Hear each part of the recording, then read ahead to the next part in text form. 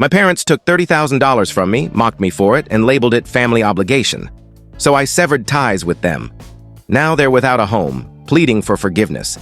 My birthday was approaching, and I'd planned to take a few days off work, maybe even escape to a sunny destination for once.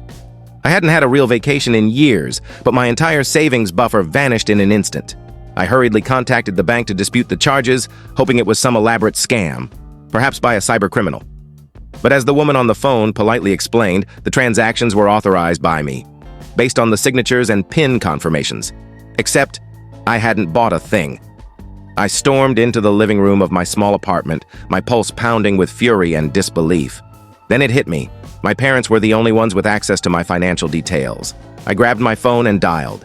My father answered after 2 rings, his voice strangely calm. "Hey son, you okay?" I gritted my teeth. "My credit card's maxed out, Dad. Nearly $30,000. Know anything about that?" There was a heavy silence, a thick, suffocating pause. "Well," he finally said, his tone shifting to defensive, "the family needed it more. You'll be fine. You're doing well enough, aren't you? You earn good money." My blood surged. "You used my credit card?" "It's not like that," he snapped, his voice growing louder. "You always act like your money's just yours. We're family. Sometimes you make sacrifices." Before I could respond, I heard my mother's voice in the background. She laughed, as if it were all a big joke. "Honestly, you don't need some fancy birthday trip. We had better plans for the money. This year you can celebrate by yourself." For a moment, the world seemed to spin. My breath came in sharp, shallow gasps. I'd worked 2 jobs through college, saved every penny, skipped nights out, trips, new clothes, and now this. I swallowed the lump in my throat and forced my voice to stay steady. "Then don't ever contact me again." I hung up before my father could spout another self-righteous excuse. That night, as the city lights flickered outside my window, I sat at my laptop, accessing every account they never thought I'd touch. The joint mortgage I'd co-signed? Canceled. The truck loan I'd backed for my father? Terminated. My mother's line of credit tied to my name? Shut down. I did it all quietly. No arguments, no explanations, just cold, deliberate clicks. It wasn't about revenge. It was about drawing the boundary I should have set years ago. They wanted to know what life was like without me. They were about to find out, not out of spite, but because enabling them had nearly ruined me. You're probably wondering how I got here, how a grown man with a stable job ended up drained by his own family. It didn't happen overnight. That's the twisted part. They were methodical, calculated. My parents saw my first real job, an entry-level role in finance, fresh out of college, as their victory. "We gave up everything for you," my father would constantly remind me. "You owe us." My mother would chime in, "Without us, you wouldn't have that degree. All we ask is a little help. Family supports family." At first, it was small things. A few $100 to cover property taxes, a couple thousand for my sister's emergency dental work. Dad's old truck broke down. Could I co-sign for a new one? Mom's credit card was temporarily maxed. Could I help? I told myself it was fine. Temporary. They raised me after all. This is what good sons do, right? But what was supposed to be temporary became permanent. My father started expecting me to cover their mortgage shortfalls. My mother stopped pretending she'd repay me. My younger sister Sorrel, the family's golden child, quit her job to discover herself and chase creative dreams, while I quietly took on her student loan payments to protect her credit.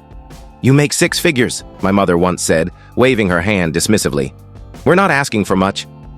6 figures, sure. But after taxes, rent, and their endless crises, my bank account looked like it belonged to a barista. I watched my friends buy homes, invest, travel.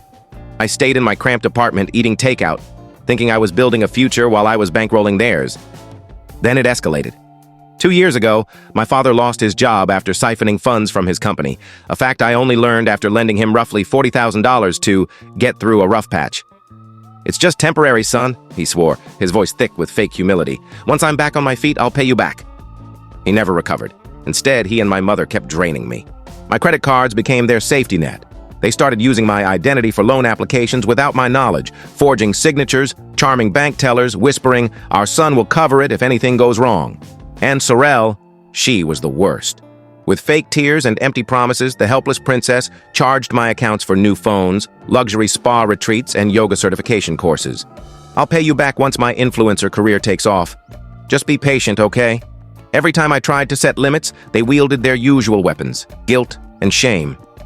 "Do you want your father to lose his house? How can you be so selfish when your sister's mental health depends on this retreat? After all we've done for you, you've changed. Money's made you cold. The breaking point came last month. I finally said no when my mother asked me to cover a $15,000 business loan for Sorrel's boyfriend, a deadbeat who couldn't hold a job for 3 months. My father exploded. "You're destroying this family!" he shouted across the dinner table. "What kind of son are you?" My mother started crying on cue. Sorrel stormed upstairs, slamming doors like a petulant teen. She's 26. I sat there, stone-faced, silent. Done. That night, after everyone went to bed, I checked my credit card and saw the $30,000 charge waiting to crush me. They hadn't even asked. They just took. I knew the fallout was coming. I just didn't expect it to hit so fast or so hard. My phone buzzed relentlessly the morning after I cut everything off. 30 missed calls, 20 voicemails, countless texts, some begging, some screaming, some seething with rage. By midday, they were waiting for me. When I pulled into my building's parking lot after work, my father and Sorrel stood like vultures by the entrance. My father's face was red with fury. My mother's cheeks were streaked with fake tears. Sorrel stood with her arms crossed, radiating entitlement. I barely locked my car door before my father charged forward, fingers stabbing the air. "What did you do?" he roared. "You ruined us, you selfish brat!" I didn't flinch. Not this time. I protected myself, I said coldly. "Something none of you ever did for me. The bank called this morning," he spat. "The mortgage is frozen. The truck's gone. Your mother's cards are locked. Well, what gives you the right?" "The right?" I laughed bitterly. "You stole from me, forged my name on loans, maxed out my cards. I've been cleaning up your messes for years. Now you face the consequences." "We're family," my mother wailed. "How could you do this to your own parents?" Her voice broke, but her eyes were sharp, manipulative. The same eyes that had guilted me my entire life. "Family doesn't steal," I snapped. "Family doesn't lie. Family doesn't treat me like a cash machine." Sorrel finally spoke, her voice dripping with contempt. "Oh, come on," she sneered. "You're so dramatic. You make good money. You weren't even using most of that credit. We just needed a little help." $30,000 isn't a little help, I shouted, my voice echoing off the building. "You drained my savings, ruined my credit, stole my future, and acted like I owed it to you." I wasn't angry anymore. I was exhausted. I finally said it out loud. Sorrel rolled her eyes, like a spoiled child denied a toy. "God, you act like you're some martyr. You wouldn't have that job if Dad hadn't pushed you. We gave you everything." "No," I growled. "You took everything and I let you, but not anymore." My father stepped closer, his face inches from mine, his voice a low, threatening rumble. "You think you're better than us now? Too good for your family? You're nothing without us. You'll regret this." "No," I said quietly. "The only thing I regret is not cutting you off sooner." His face twisted, veins bulging at his temples. "You owe us. We gave you life and you treat it like it's your personal bank account." "I worked 2 jobs through college while Sorrel went on spa trips," I shot back. "I lived in a closet while you bought Dad his 3rd truck. Every time I got ahead, you dragged me back down. Enough." My mother's voice turned shrill, theatrical. "We're your parents. You're supposed to take care of us." "I'm not your retirement fund," I said, my voice like steel. "I'm not your safety net. I'm not your servant." Neighbors started gathering, peering out windows, cracking doors open, curious faces watching the family drama unfold in broad daylight. Then came the final act of manipulation. My mother dropped to her knees on the pavement, sobbing loudly for maximum effect. "Please," she wailed. "If you walk away, we'll lose everything. The house, your father's health, Sorrel will be homeless." "Then maybe Sorrel should get a job," I said bluntly. "Maybe Dad should stop living beyond his means. Maybe you should take responsibility for the mess you made." "You heartless monster," Sorrel screamed. "We're your family. We need you." I shook my head, looking at them clearly for the first time. "No, you don't need me. You need my money. You need my credit. You need someone to fix your endless failures, but you never needed me. You never saw me as a person. Just a wallet." My father lunged forward, his voice shaking with barely contained rage. "We made you." "No," I said softly. "You broke me, but I put myself back together without you." Then I delivered the final blow. "Don't call me. Don't come to my door. Don't text me. Don't pretend we're family. As far as I'm concerned, you never were." The silence that followed was deafening. For a moment, all 3 stood there, stunned, as if I'd spoken in a language they couldn't comprehend. Then I turned, walked past them, and into my building, leaving them humiliated, powerless, and finally cut off in the parking lot. That night, for the first time in years, I slept without nightmares. I was free. I thought the storm had peaked that day in the parking lot. I was wrong. That was just the beginning. When I cut them off financially, their entire world collapsed almost instantly. The mortgage company froze my parents' loan within 4 days after I removed my name from the paperwork. Their months of missed payments led to immediate default. By the end of the week, they received a foreclosure notice. My childhood home, which they'd used as a symbol of family sacrifice for years, was set for auction in under 60 days. I didn't have to do anything. The system handled it for me. My father's prized truck, the $70,000 monstrosity he couldn't live without, was gone by dawn one morning. The tow truck arrived quietly. The repo man barely glanced at him as my father raged barefoot in his worn robe. "You can't take my truck," he shouted, as if his anger could erase the debt. But there was nothing left to save him. By week 2, my mother's calls shifted from anger to panic. "We're going to lose everything," she sobbed in voicemails I stopped answering. "Your father's blood pressure is out of control. Your sister has nowhere to go. What kind of son lets this happen?" I deleted every message without listening past the first line. Then Sorrel showed up. I knew she would. She looked different, smaller, paler, with dark circles under her eyes that matched the knockoff designer bag hanging limply from her arm. The arrogance was gone. Now there was only desperation. "Please," she begged at my door, mascara streaking her face like war paint.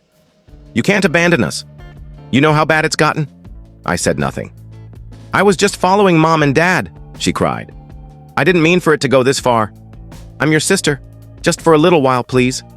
I stared at her for a long moment. For the first time, I felt nothing. No pity, no guilt, no obligation. "I'm done, Sorrel," I said firmly. "Go home. If you still have one." "You can't be serious," she whispered, her voice breaking. "You're my brother." "No," I said, my voice like iron. "I was your bank, and I'm closed." Security escorted her out 15 minutes later. She tried again. Texts, DMS, voicemails filled with crying, cursing, bargaining. She even sent distant relatives to plead on her behalf. "Just help them get back on their feet. They're still your family. You're being cruel." Cruel? Cruel was draining my accounts while laughing in my face. Cruel was forging my signature behind my back. Cruel was smirking as I skipped birthdays, trips, and relationships to fix their endless mistakes. Let them face the consequences. By the end of the month, their perfect world was gone. They moved into a cramped 2-bedroom apartment across town, far from the suburban paradise they'd lorded over everyone. The eviction was public. Neighbors gossiped. Friends vanished. My father's fragile ego shattered. The man who once barked orders like a king now scrambled for part-time handyman jobs. His blood pressure soared. His health crumbled without the meds he could no longer afford.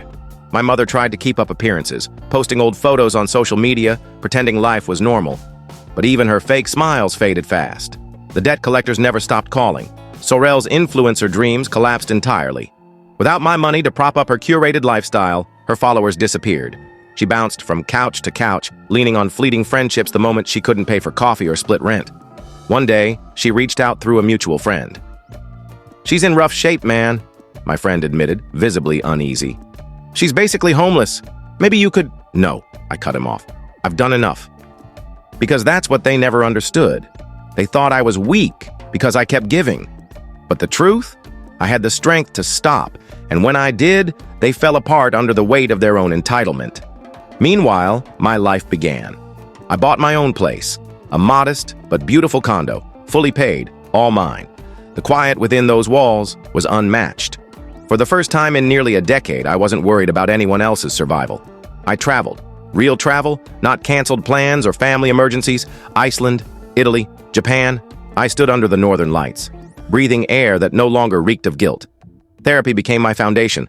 I unpacked years of emotional manipulation, guilt-tripping, and financial exploitation. My therapist said something that stuck. "You didn't have parents. You had parasites posing as parents." And she was right. One message broke the quiet. A text from Sorrel's ex-boyfriend. "Dude, I see it now. They never deserved you. Sorry it took me so long to get it." I smiled reading it, not out of vindication, but peace. For the first time, I wasn't the villain. I was free. It's strange how silence used to terrify me. For years, quiet meant a storm was coming. Another call, another crisis, another financial trap disguised as guilt or family duty. Now silence is freedom. The weight on my chest is gone. No more calls, no more yelling, no more begging, no more manipulation, just peace. I sit on my balcony every night now, in my own home, with my own money, my own choices. The city skyline glows before me, a constant reminder that I survived. I'm not angry anymore. That burned out long ago. What's left is clarity. For years, I was taught my worth was measured by how much I could give up for others. That loyalty meant bleeding for people who didn't care about my survival. They called it family. But it was never love. It was a transaction, one where I paid and they took. The biggest lie wasn't the forged signatures or the stolen money. It was the lie they fed me from childhood. Good sons always take care of their family, but good sons don't become hostages. Good sons don't become bank accounts. Good sons don't lose themselves to people who only want to consume. They thought cutting me off would break me. Instead, cutting them off saved me. The last email I got from my mother sits unopened in my inbox. We didn't raise you to be this heartless. Maybe she's right. They didn't raise me at all. I raised myself. And for years, I carried them without complaint, thinking that's what love looked like. They built their empire on my back. When I finally walked away, their reign collapsed. Now I sleep without debt collectors chasing me, without last-minute emergencies draining my accounts, without fake birthday dinners that felt like tax audits instead of family gatherings. I wake up, sip my coffee, and feel at peace. And you know what? I'm not bitter. I'm not angry. I'm free. If you ask me about regrets, I'll tell you the same thing every time. Not because I wanted to hurt them, but because I had to choose myself for once. I regret not walking away sooner, because the moment I chose myself, I started to live.